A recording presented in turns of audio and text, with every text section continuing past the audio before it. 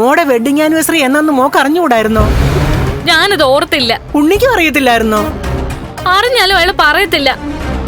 ആദ്യത്തെ wedding anniversary ആയതുകൊണ്ട് കാര്യമായിട്ട് എന്തെങ്കിലുമൊക്കെ തരണമല്ലോ. പിശുക്കനായ ഒരുത്തന് അങ്ങനെ ഒരു മനസ്സൊന്നും ഉണ്ടാവില്ലല്ലോ.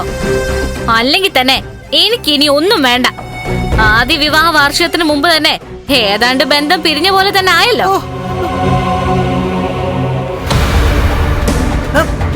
പ്രതാപ, മറ്റന്നാളല്ലേടാ മോളുടെ കല്യാണം കഴിഞ്ഞ ദിവസം? പറഞ്ഞ പോലെ ശരിയാണല്ലോ. ആ അതെ ശരിയാ.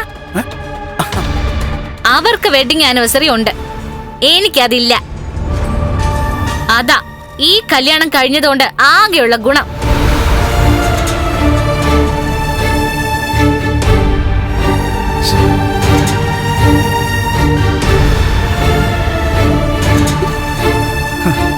അല്ല മോളെ, വെഡിങ് ആനിവേഴ്സറി വേണമെങ്കിൽ നമുക്കൊന്ന് ആഘോഷിക്കായിരുന്നു.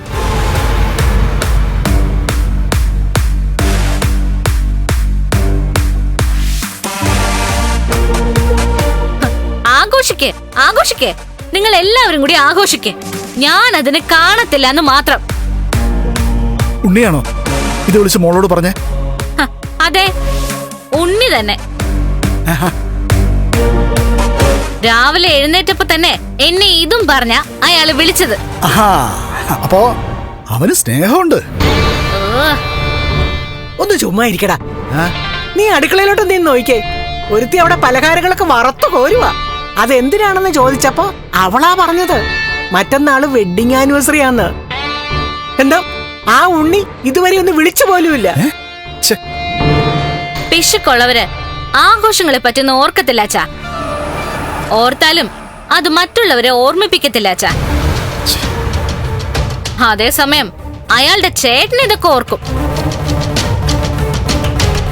ആഘോഷത്തോടെ അവര് കേക്ക് മുറിക്കുകയും ചെയ്യും. എന്റെ ജീവിതം നരകമായിപ്പോയി. ഇനിയിപ്പോ ആ നരകത്തിലേക്ക് തിരിച്ചു പോവാൻ ഞാനില്ല. ദേ, എന്നെ മനഃപൂർവ്വം രണ്ടാളും കൂടി അങ്ങോട്ടേക്ക് തള്ളിവിടാൻ ശ്രമിച്ചാൽ പിന്നെ നിങ്ങൾ ആരും എന്നെ കാണില്ല. ഞാൻ ചത്തു കളയും. അങ്ങോട്ട് പ്രതാപ,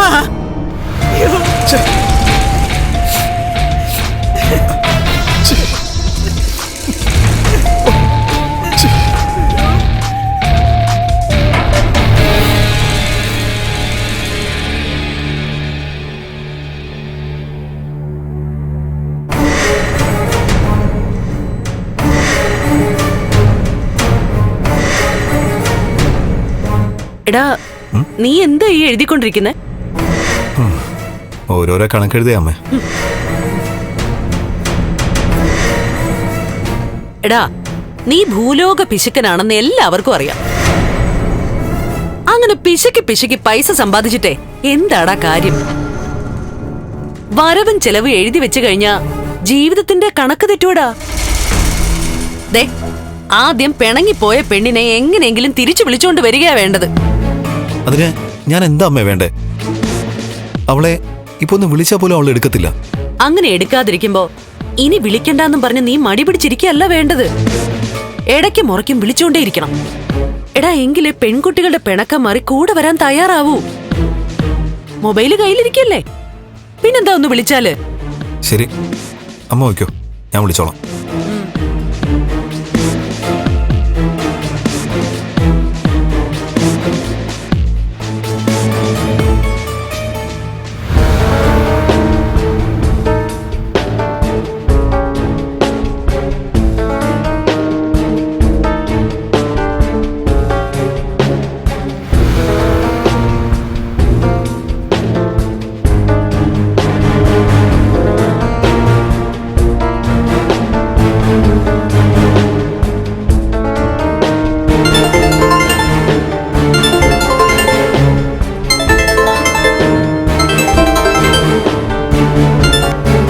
ഹലോ, എന്താ?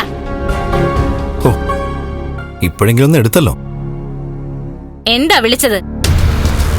നിന്റെ ശബ്ദം കേട്ടിട്ട് കുറെ ദിവസമായി. അതൊന്ന് കേൾക്കാനാ വിളിച്ചത്. അതിന് അത്രയ്ക്ക് മധുരമുള്ള ശബ്ദമാണോ എന്റെ? എന്നെ സംബന്ധിച്ചിടത്തോളം ഏറ്റവും മധുരമുള്ള ശബ്ദം ഇപ്പൊ നിന്റെയാ. അത്രയ്ക്കൊക്കെ സ്നേഹമാണോ എന്നോട്?